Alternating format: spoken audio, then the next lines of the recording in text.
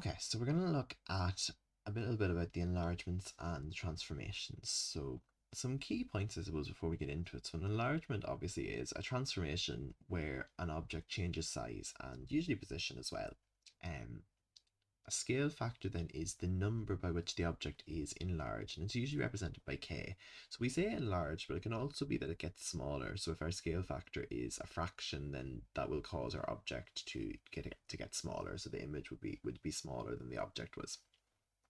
The center of enlargement is the point through which the enlargement is constructed. So we'll see that later as well, but that's just where through which point, I suppose, relative to which point is the object getting bigger or smaller. The object then is the original shape, the image is the new version after a transformation or an enlargement, and then the rays are just the construction lines that we use when we're drawing an enlargement. So going through an enlargement kind of looks like this here. So changes size and position. So if we have an original shape like this one ABC, then enlarging that through the point O gives me my image, which is A dash B dash C dash. So you can see how for the image one, we use that little dash after each of the letters. So the same letters, but just with the dash to distinguish that it's the image and not the original one. So the scale factor k then is the number by which the object is enlarged. And when we enlarge an object, the sides of the image will be k times the corresponding sides of the object. So what that means is, say, looking at this one here, is if we had a length of, let's say, 2 for this side here for CB, then what we might have is that we could have a length of 4 for the corresponding side on the image, on the bigger triangle. And what that means is that it's 2 times bigger. So it's 2 times bigger, which would really mean that k, my scale factor, would be 2. So everything in the image is 2 times bigger than the original one. Okay, that's really the idea, and that's what it comes down to. So to find the scale factor, we would take the length of the image side divided by the length of the object side. So looking at these examples here, if it's length of image side divided by length of object side, well, 12 over 3 would give me a scale factor of 4. And same thing here, then if the image is 3 and the object is 9, then my scale factor is actually a third. So this one has gotten smaller. And that's just what they're going through here. If k is bigger than 1, then the image will be bigger than the object. If k is less than 1, then the image will be smaller than the object. And that's kind of the key parts of this one, I suppose. The inverse scale factor, then 1 over k, is the reverse, and it would be used for moving back from the image to the object. I just put in a note as well here of something that can come up every so often, and it's looking at area.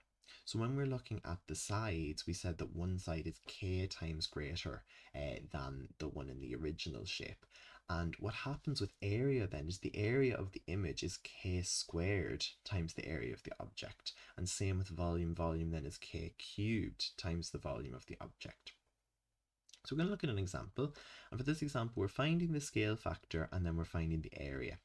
So looking at these two objects below, if we want to find the scale factor, we need to compare the lengths of the sides. So if we look at, I suppose, the units that we have here, and it's a bit blurry on the screen there, but this would be 2, this would also be 2, because it's a square, I suppose they're all the same. And here 2, 4, 6, so this is 6. And again, as it's a square, they're all the same. So to find my scale factor k, it is the length of the image over the length of the object side, looking at corresponding sides on each. So the image 6, object 2 gives me a scale factor of 3. So my image is 3 times bigger.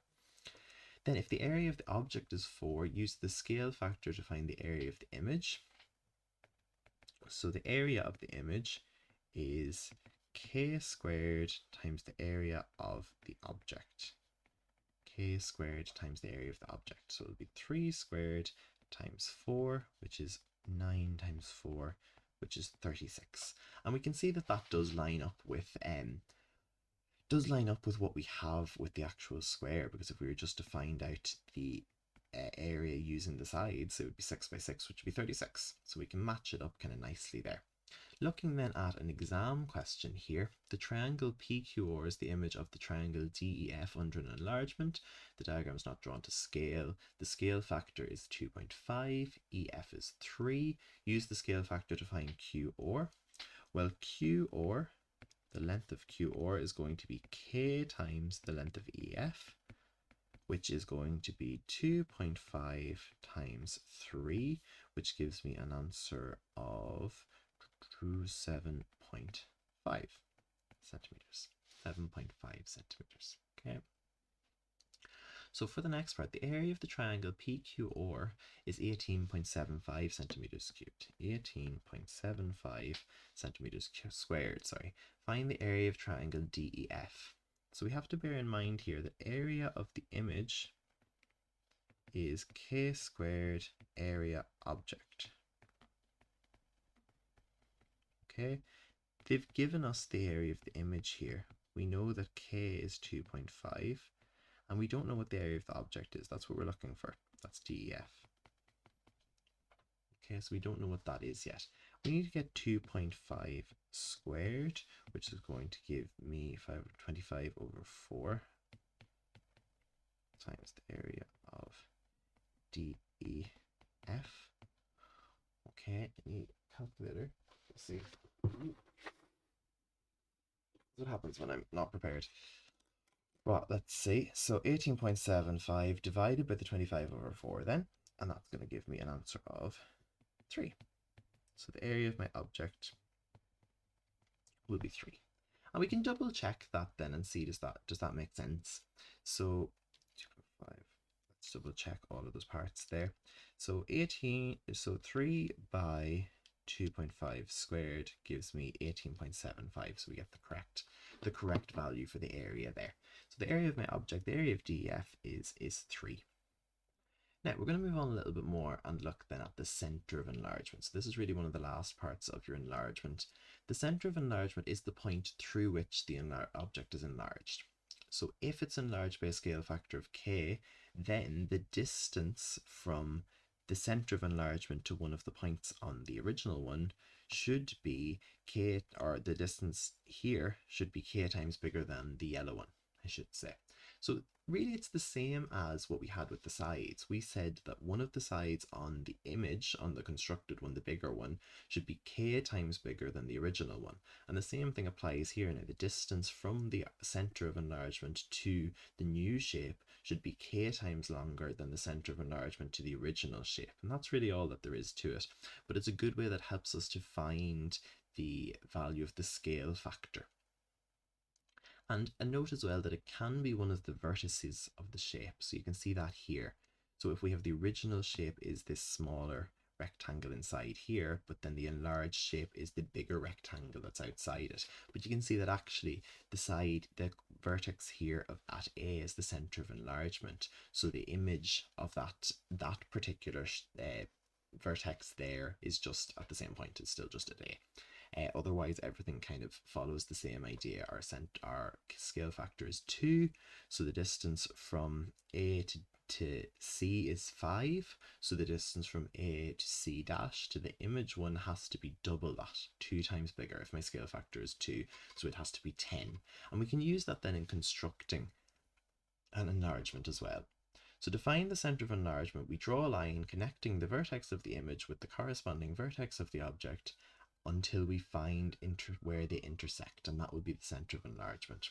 So looking, for example, at this one here, if we were to take a line from this point at F dash to F, okay, so we want a straight line from there to there. That is the worst straight line I've ever done. So let's try using this here. Oh my gosh, disaster. Okay, and that's one straight line anyway. Okay, we'll just straighten it up a bit. Okay, and we're extending it on out as well because we don't actually know where exactly they're going to intersect. So we extend it so we give ourselves some space to work with. Then we can do the same thing with another straight line. So we can use any of the other points here. So maybe we'll just use A just to get the variety of it. Okay, we can see it's kind of intersecting there. If we were to get another straight line, maybe from B dash to B. That's just going to be straight across. Okay, so I need to tidy it up a little bit, and we can see that where they're really intersecting then is at this point here. So that's going to be my center of enlargement. And if we look down here, I suppose I have a more accurate version of it. But again, we're getting the same point, 0, 3 as the center of enlargement. So you can see we're taking a line from each vertex on the image one, on the enlarged one, and drawing it, connecting it to the vertex on the original one, and continuing that line on through then until we find where those lines intersect. And that's the point through which it's been enlarged.